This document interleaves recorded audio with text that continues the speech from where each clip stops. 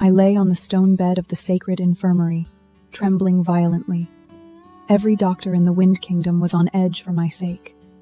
Yet my husband, Lord Ronan, was nowhere to be seen. I was used to his coldness. But at this moment, having gambled my life and burned my mana to bear this child, a ridiculous shred of hope still flickered in my heart. Years ago, when I was in a desperate situation, the young Ronan saved my life. That kindness became my lifelong obsession. But he had no idea that I was the sole pure-blooded daughter of the High Elfin King. When I met with disaster in my youth, I was rescued by him, the lord of a mere mid-tier elfin kingdom. To repay that debt, I concealed my supreme identity, even using a forbidden ritual to seal away the radiant wings of nature on my back that symbolized supreme divine authority. I willingly became an ordinary female elf, with no background, marrying into his territory. Under a false name, for years, I remained gentle and submissive, using my own pure-blooded mana to nourish his family, all for a sliver of his affection. Yet, I could never warm a heart of stone. In Ronan's heart, there was only ever room for his first love, Vanessa. The agony intensified as the mana and bloodlines within my body surged in a violent reverse flow, but I held on to my last strength. Yet, all that arrived was a cold, ruthless message from a guard. My lady, the Lord is busy with official matters and cannot come. Please deliver the child on your own, and do not delay the Lord's business. At that moment, a self-deprecating laugh escaped my lips. This life of mine and the child in my womb never mattered to him. After an entire day and night of deathly struggle, a soft, fragile wail finally shattered the silence of the infirmary. This was my daughter, a precious treasure, bought at the cost of all my mana. I named her Iris. At that exact moment, my personal guard rushed in to report. My lady! The Lord has finished his external affairs, and has returned to the main manor in his unicorn sacred carriage. Within my deadland heart, a tiny spark suddenly ignited. I instinctively assumed that no matter how cold or selfish he might be, at least he would at least want to look at his newborn flesh and blood. Forcing my exhausted, severely depleted body up, I carefully held my daughter in her swaddling clothes, making my way toward the promenade of the main temple to see my husband. But just as I reached the promenade and looked through the lush courtyard of the sacred elven tree, I froze instantly, the blood in my veins turning to ice. My husband stood there, tall and elegant in his black robes, and right beside him stood a woman, the first love he had yearned for and never forgotten. It was Vanessa. What struck me like a bolt from the blue was that in front of them stood a little elfin boy, roughly 3 years old, with long, pointed ears and a pair of eyes that flashed with a cunning disguised as innocence. Countless absurd possibilities flashed through my mind. My hands shook uncontrollably from shock and rage, but I forced myself to stand my ground, enduring the tearing pain of the postpartum mana reverse flow. Vanessa looked up and spotted me, her mouth curving into a flitting, provocative smirk. She intentionally leaned closer into Ronan's embrace, her voice soft yet dripping with malice. "Ronan, so she's the one who stole my man and my title while I was away?" Tenderness instantly flooded Ronan's eyes as he wrapped his arm around her. He comforted her softly, even placing a lingering kiss upon her forehead, right in front of me. When he turned to me, his tone was piercingly cold and dismissive. Think nothing of it, Vanessa. You are my true love. I have never loved her. She is nothing more than a tool to manage the tribe. Ronan, look closely. This is the daughter I just risked my life to give you. Look at her, she was just born. Look how beautiful she is. Ronan cast a brief, indifferent glance downward. In his eyes, there was not a shred of paternal emotion, only naked disgust and annoyance. He swiftly averted his gaze, as though looking at his own flesh and blood for even a second longer would defile his relationship with Vanessa. Vanessa's gaze locked onto the infant in my arms, a flash of venom crossing her eyes. Promptly, she lifted her pitiful face, gazing up at Ronan with a trembling sob. "Ronan, she has already borne a child for the tribe. Then what about our Jasper? He followed me, wandering among foreign kingdoms, and suffered for 3 long years. He is your eldest son, the future heir of the Wind Kingdom." Looking at that 3-year-old elfin child clinging to their side, I felt as if my soul had been struck by lightning. It turned out that my suspicion was actually the truth. What exactly is going on here? Ronan looked down at me, entirely devoid of guilt, and let out a righteous, cold snort. Good, you saw it. Saves me the trouble of explaining. When Vanessa left 3 years ago, she was already pregnant with my child! For these 3 years, she raised Jasper alone among foreign kingdoms, enduring endless grievance. Now that she has returned, I must make it them properly, restoring everything that belongs to them 1,000 times over! I stared at the picture-perfect family of 3 before me, as a boundless despair swallowed me like a tidal wave. Just as I was on the verge of collapsing, Ronan's mother, Elodie, walked over hoarsely, flanked by attendants. 3-year-old Jasper was incredibly sweet-talked, twitching his delicate little elven ears. He immediately ran over on his short legs and tightly hugged Elodie's leg. Grandma, I finally get to see you. Mother said you are the most benevolent and noble elder in the entire kingdom. Elodie, who was extremely superstitious about bloodlines and male esters, melted instantly. She gathered Jasper into her arms, treating him like her ultimate treasure. Seizing the moment, Vanessa leaned into Ronan's embrace, weeping with feigned grievance. It's all my fault.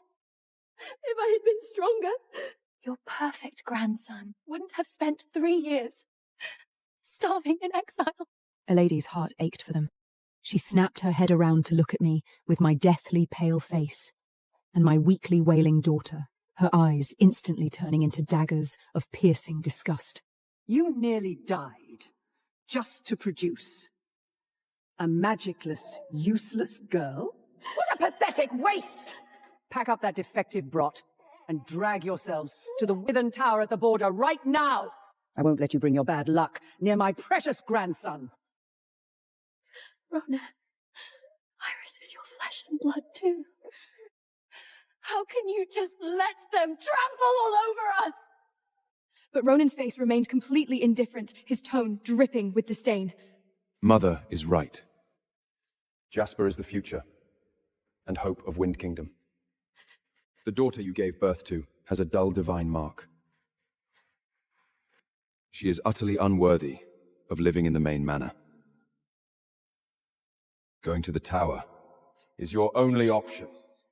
Vanessa threw a provocative glance my way, squeezing her throat to spit out the most poison words. Loser.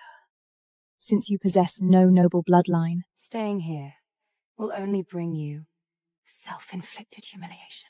looking at their hypocritical, I clenched my fingers, and the very last ember of gratitude within me was completely extinct. The cold wind wowled through the withered tower, a place that never saw a single ray of moonlight. I held my frail little daughter close, huddling in the corner of the freezing stone wall, having barely survived childbirth, and with my mana completely burned out. My chest felt as if it were being torn apart by 10,000 winds. Just when I was completely helpless and desperate, the heavy wooden door of the tower was suddenly pushed open, and Ronan walked in, silhouetted against the light. In that single instant, a ridiculous shred of hope actually flared up once more in my deadlaned heart. He was the child's father. Had he finally softened, coming to bring some mana, to ward off the cold? Or to take my daughter and me back, forcing my mana-depleased body up?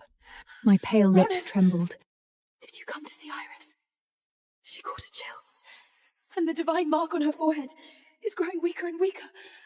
Please, save her. But before I could even get close, Ronan took a disgusted step backward, Seraphana, as if the child and I were some I only kind of came here filth. to warn you. Stay in your withered tower quietly. Sign this declaration relinquishing your rights as the primary mistress, and don't try any clever tricks. I felt as though I had been struck by lightning. Taking a shocked step back, I stared firmly at the man I had loved with my very life for 3 years. You came all the way to this desolate place, not to cast a single glance at your own daughter, but merely to force me to give up my position. And to warn me? Ronan let out a cold laugh, his eyes filled with arrogance and a fierce protectiveness for Vanessa. Vanessa is kind-hearted, and she suffered terribly while wandering among foreign kingdoms with our child. I will not allow anyone to disrupt Jasper's upbringing. I am warning you. Put away that jealous face of yours. Stay where you belong, and do not provoke Vanessa and her son. If I discover that you dare to secretly harm them, or attempt to steal the resources that belong to Jasper, I will absolutely show you no mercy! In the darkness, my daughter let out a faint, protesting cry. Ronan, however, did not bother to spare even a glance from the corner of his eye. He turned and departed resolutely, the heavy iron door slamming shut with a resounding thud. Holding my child, I collapsed into the freezing mud, laughing at my own stupidity. He came only to... The night sky hung low, as the freezing wind raged through the dead silence of the withered tower, preventing even a single slimmer of moonlight from penetrating the darkness. I had burned through the vast majority of my mana during childbirth. The magic within my body had completely dried up. I could only hold my little princess tightly in my arms, using my own faint body heat to provide warmth for my infant, who was running a continuous low fever inside her swaddling clothes. Yet at this very moment, inside the Wind Kingdom's main temple, there was a completely different scene of brilliant lights, music, and extravagant luxury. Vanessa and her son sat on a soft couch covered in the rarest luminescent beast skins, basking in the attention and adoration of all the high-ranking elves in the kingdom. 3-year-old Jasper fluttered the tiny green elven wings that had just begun to develop on his back, holding an exquisite elven sacred berry in his hands, his face completely smeared with juice. Eleda sat high upon her throne, grinning from ear to ear, her eyes overflowing with a doting pride. Watching this warm and harmonious scene, the more Eleda looked at this chubby grandson, the more pleasing he seemed to her eye. Stroking the staff that symbolized her power as the high priestess, she impatiently turned to prompt my husband, Ronan, who was standing beside her. Ronan, Vanessa and her son have wandered among foreign kingdoms for years, enduring endless hardships. Now my precious eldest grandson is already 3 years old, and the wind-attributed mana within his body is so abundant. How can he continue to stay in the guest room so illegitimately? Tonight, you must have Vanessa and Jasper officially move into the Lord's main manor, into the bedchambers that rightfully belong to the primary mistress and the heir. Ronan lowered his eyes, looking at Vanessa's adoration-filled face, as she leaned coyly against him, and then at the child, who was sweetly calling him father. The scales in his heart had already tipped completely. Without a shred of hesitation, he nodded his agreement coldly on the spot. Mother is right. The best location in the main manor should naturally be reserved for the heir who truly carries the excellent bloodline of our kingdom.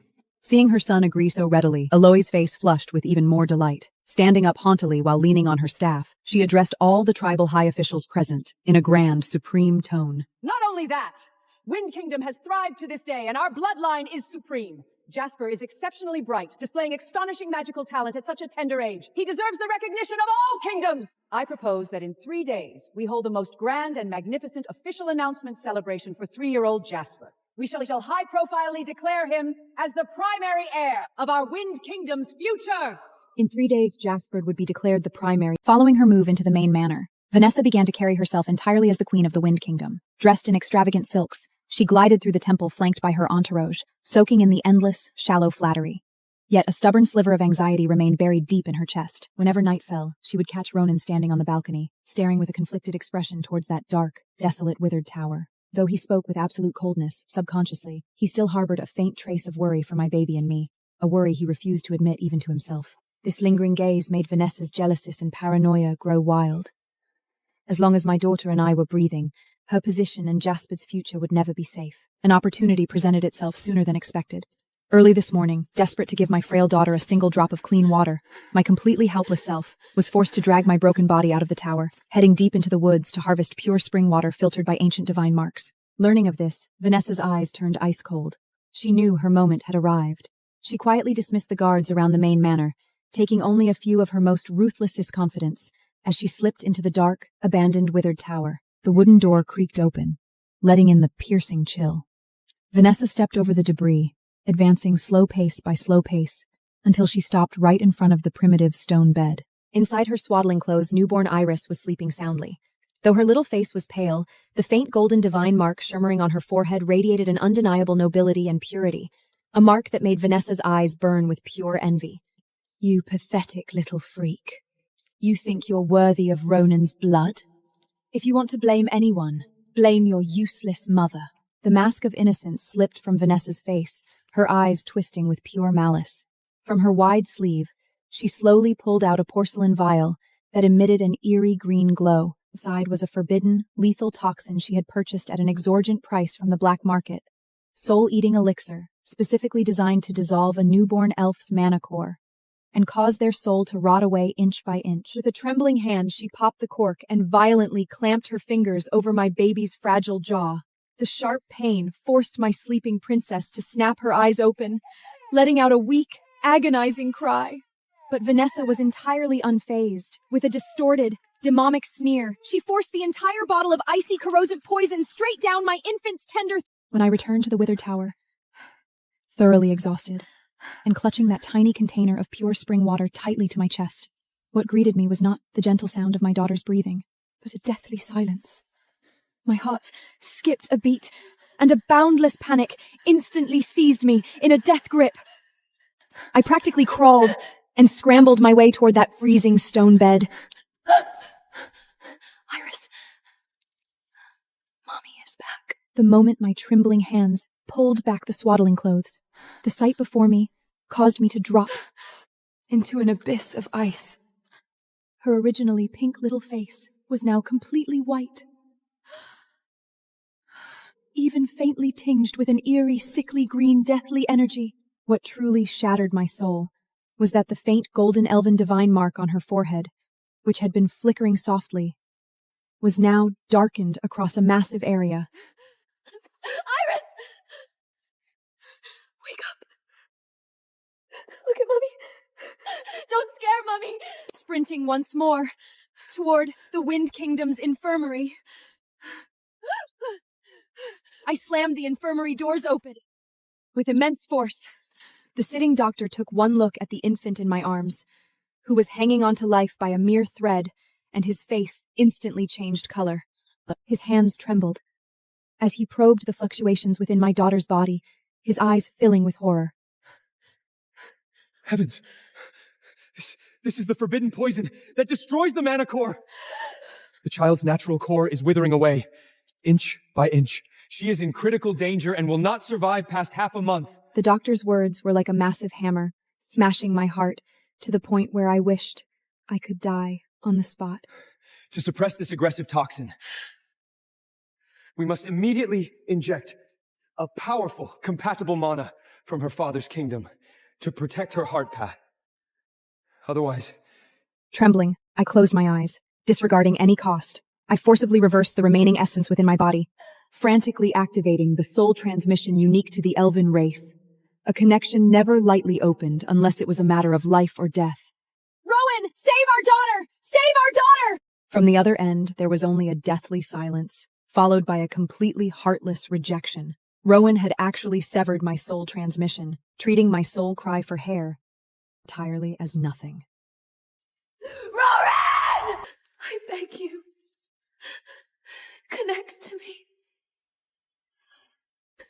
Save Iris. I knelt on the freezing floor of the infirmary, sending out the soul transmission over and over again, even though maintaining it for every additional second brought a tearing, agonizing pain to my dried-up sea of consciousness. I refused to let go. At this moment, inside the Wind Kingdom's main manor, Ronan was patiently keeping Vanessa and her son company. 3-year-old Jasper, dressed in a luxurious outfit embroidered with green leaves and gold thread, was pulling back a delicate, short wooden mana bow.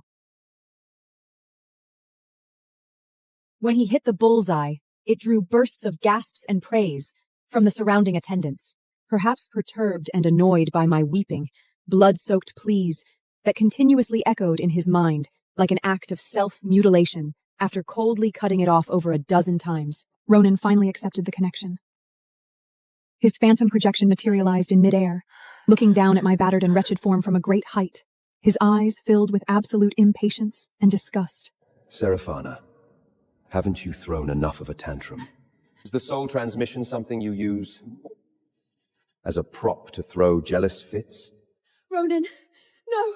Iris has been poisoned. Her mana core is about to shatter, and the doctor said we must have the compatible mana from your body immediately to protect her heart path. I beg you, come and see her. Poisoned? The moment Vanessa and Jasper move into the main house, you begin fabricating such an absurd lie. Are you trying to curse my heir? I am not lying! She is really about to die. Enough! I know you are resentful, because you gave birth to a daughter, and your position as the Lord's Concord is insecure.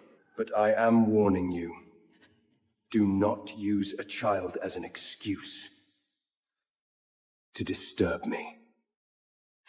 Jasper has to try on his robes for the dawn celebration in a moment. I have no time to play mad with you. Dropping these piercingly cold words, Ronan did not wait for me to utter another syllable before callously cutting off the soul transmission with a wave of his hand. The phantom projection in mid-air dissolved instantly, and along with it, the very last shred of my hope was crushed to pieces. After the soul transmission was severed, Ronan stared at his empty palm, his brow frowned tightly together. Even though he utterly detested Seraphina's jealous fits, hearing a word like dying still caused a faint, inexplicable wave of irritation and uneasiness to ripple through the depths of his heart. Vanessa, who was watching from the side, keenly captured the shift in Ronan's expression. A flash of panic crossed her eyes, but it was quickly replaced by a profound, calculating look. Vanessa stepped forward gently, consideratively smoothing out the wrinkles on Ronan's robes as she spoke in a strained, high-pitched voice. Ronan, the primary mistress wept so heartbreakingly during the soul transmission. It has left my heart in a bit of a flutter as well. How about we go to the infirmary to take a look right now? After all, the little princess is also your flesh and blood. We absolutely mustn't let anything terrible happen. Seeing Vanessa being so magnanimous and understanding, the irritation in Ronan's heart dissipated quite a bit, and he nodded immediately. Very well. We will do as you say. I want to see what kind of trick she can fabricate. Then I will go prepare some mana spring water to soothe the child's mind.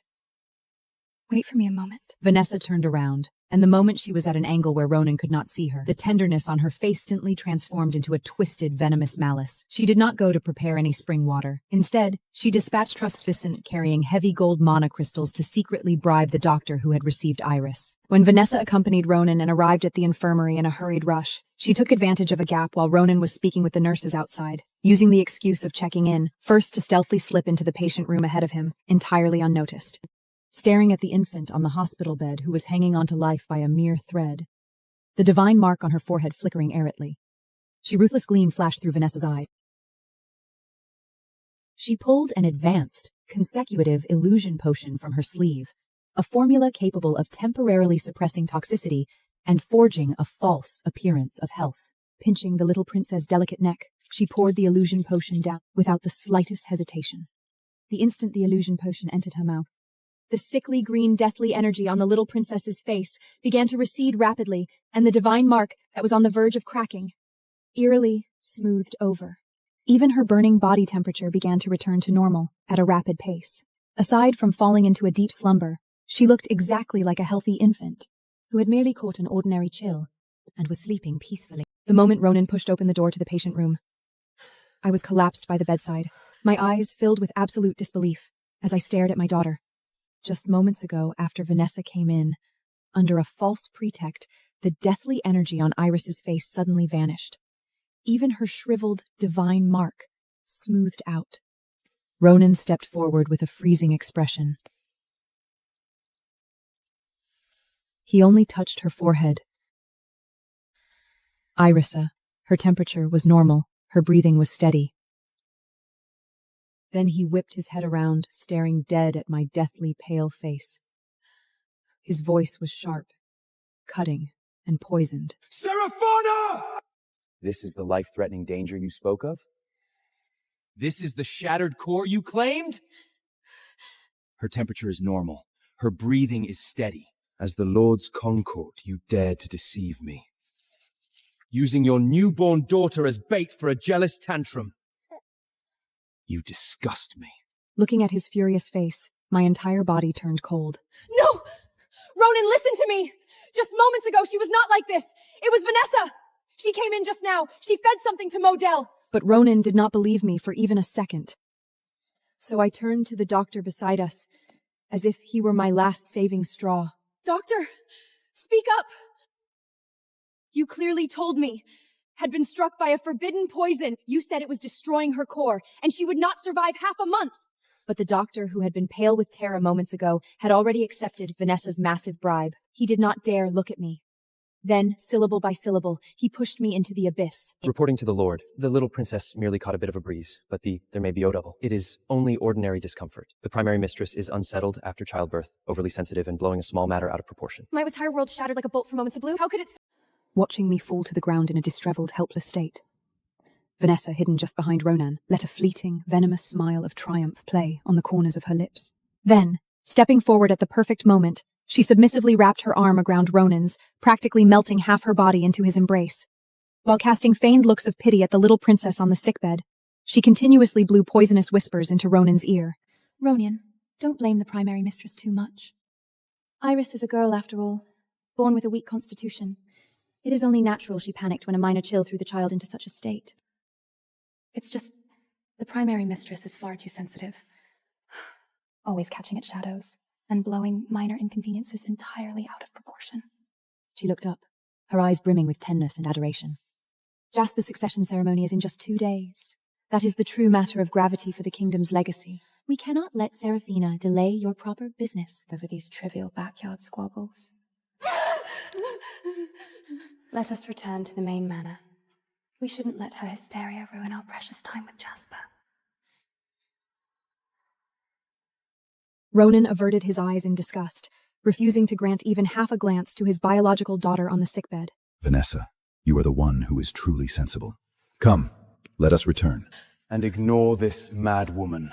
If she wishes to stay here and make a spectacle of herself, let her be. Leaning triumphantly against Ronan, Vanessa accompanied him as he strode out of the infirmary. Only when the footsteps of the pair had completely faded did the doctor, who had been kneeling on the ground, suddenly collapse in a heap. He scrambled on his hands and knees to my feet, co-oating frantically while crying out in absolute despair. Your Highness, primary mistress! Please do not blame me! I deserve to die! I deserve to die! Why did you lie just now? Madame Vanessa has officially moved into the Lord's main mansion with the heir and enjoys the Lord's absolute favor. She is the future primary mistress of the kingdom. Before the Lord entered just now, she pulled me aside and threatened that if I did not cooperate, she would take my entire family's lives tonight and even have the Lord take my head. She would truly kill me. Listening to the doctor's desperate wails, I looked at my daughter on the sickbed, whose condition was forcibly masked as peaceful by the illusional poison. Ronan, to cater to your first love, you personally abandoned the sole opportunity to save your biological daughter. You will live to regret this. Don't scroll away. Click the video link to download Drama Box. Watch all episodes now.